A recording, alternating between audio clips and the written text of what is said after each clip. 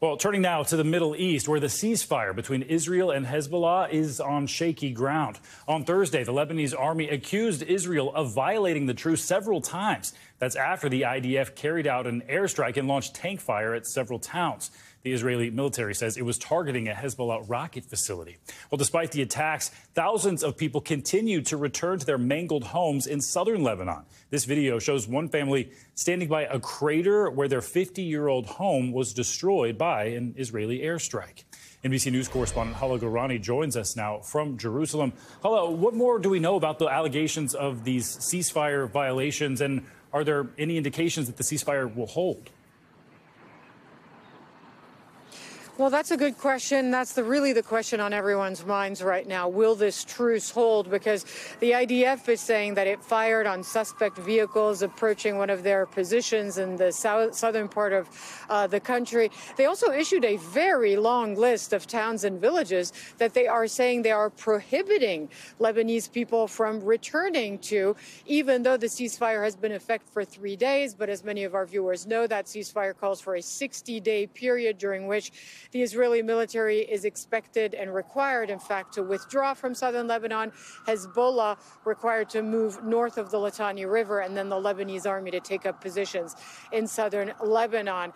The IDF is saying that it reserves the right to fire on Hezbollah positions if it believes that the truce agreement was violated by the militant group. The Israeli prime minister, in fact, gave an interview to Channel 14 in Israel, saying that if there are violations to the truce, they reserve the right to strike and use offensive force, and in fact did not take that opportunity to call this ceasefire an agreement an end to the war.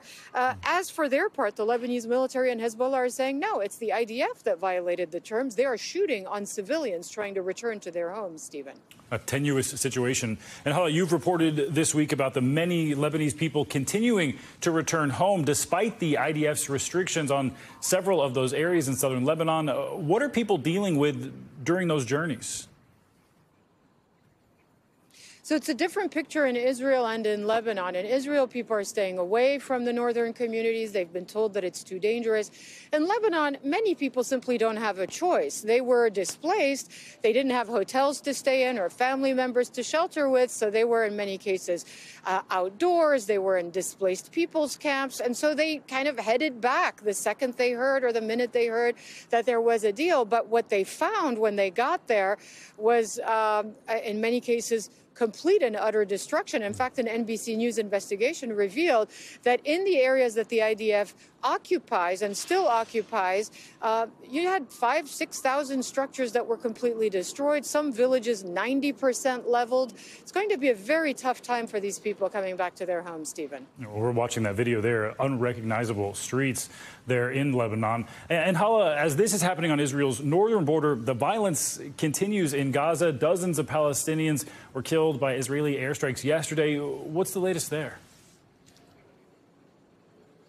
Well, it is just absolute misery for the people there, because on top of the bombings, on top of the displacement, you now have weather conditions worsening and people who are sheltering in tents for more than a year with absolutely no insulation, sanitation, or running water.